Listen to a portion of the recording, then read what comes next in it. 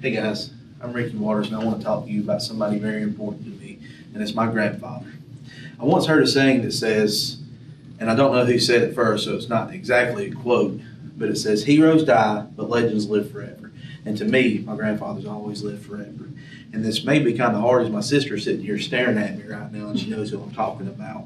But the world's had many heroes throughout time, cowboys in white hats, in the movies, activists fighting for other people's rights, soldiers that win different awards, and generals, but only a few came legends that are remembered forever. Even if only a few remember the person, I believe they can still be a legend, not for what they did, but what they left. I heard a pastor speak one time on not living as if you're preaching today, but as if you're preaching your own funeral. Live as if you're preaching your own funeral every day. What knowledge and good you leave behind by the actions you do today. I was fortunate enough to have a hero that was a World War II veteran, a school teacher, a Boy Scout troop leader, along with many other things, but most importantly, the man, Omar Haldane Waters, was my grandfather. Born in 1919 in Camden County, Georgia, the Great Depression and loss of his own father would bring him and his brother to Atlanta. After learning to work on machinery and weld, European powers started to act up, followed by the Empire of Japan and the bombing of Pearl Harbor. This would cast the world into the Second World War and place my grandfather in the European theater of war. My grandfather was a good man, but one that stood on principle and was never willing to let a title change that.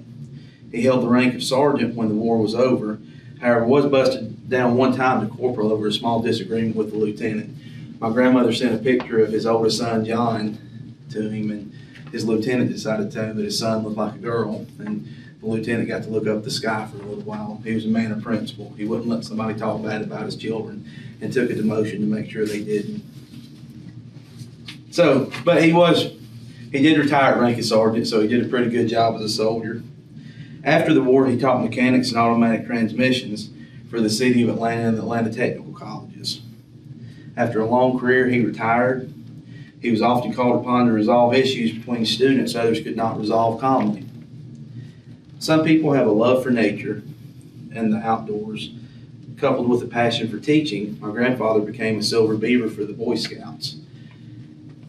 He led a Boy Scout troop for many years. One of the proudest things about the Boy Scout troop that he led, though, was in the city of Atlanta, and a lot of people had a lot of money in Atlanta and still do. The people that my grandfather would let be in his Boy Scout troop were not traditional Boy Scouts because a lot of them had developmental disabilities that other Scout troop leaders didn't see as fit Boy Scouts. So I'm very proud to say that he did that, and I'm very thankful that he taught me those things. That's one of the proudest things I can say, that he taught me to treat everybody the same. Then in 1982, I was born south of Atlanta and met my hero and a legend to me. I always wondered how he became so decorated in the war. As he would always tell me, he was just a mechanic. Grandpa had a Purple Heart, 5 Bronze Stars, and I'd say, "How did you get a Purple Heart just as a mechanic?"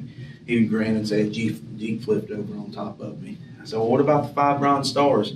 He said, "That just represents places I've been." And I didn't ask any questions because he wasn't a man you asked twice. But then in 1994, on the 50th anniversary of D-Day, some top secret files from World War II were released in a unit called the 23rd Headquarters Special Troops. It's better known as the Ghost Army. My grandfather, after all of those years of keeping his secrets a secret for the United States of America, was able to finally tell his family what he did in World War II.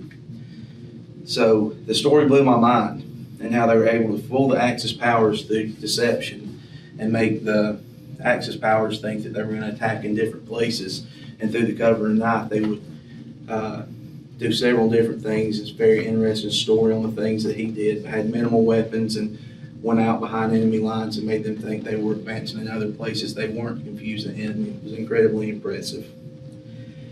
But more important than any of these things, my grandfather taught me how to love. He was married to my grandmother, Elizabeth Waters. They were both old when I was born. Me and my sister, they seemed so old. My parents were the youngest children, and they waited a while to have my sister and I, and they seemed old when we were born. But My grandfather never went anywhere. And I never really understood why he never went anywhere. But then when I realized later in life that my grandmother wasn't in good health, I realized that he was staying home for her. And then after she passed away in 1998, he only lived less than a year longer because he wanted to go be with his wife. So I was very, very proud of that, to see that's how a man should treat a woman. And then after he passed away in 1999, I got to think about all of the things that he taught me and all the things I'd like to show tribute to him for. But the most important things he taught me was integrity and honesty, and how to speak for and represent yourself as a person. Most importantly, he taught me how to love everyone regardless of any circumstance they may have. We all have a final hour, but what will be said about us and the days that follow are what truly matters in our life. Thank you.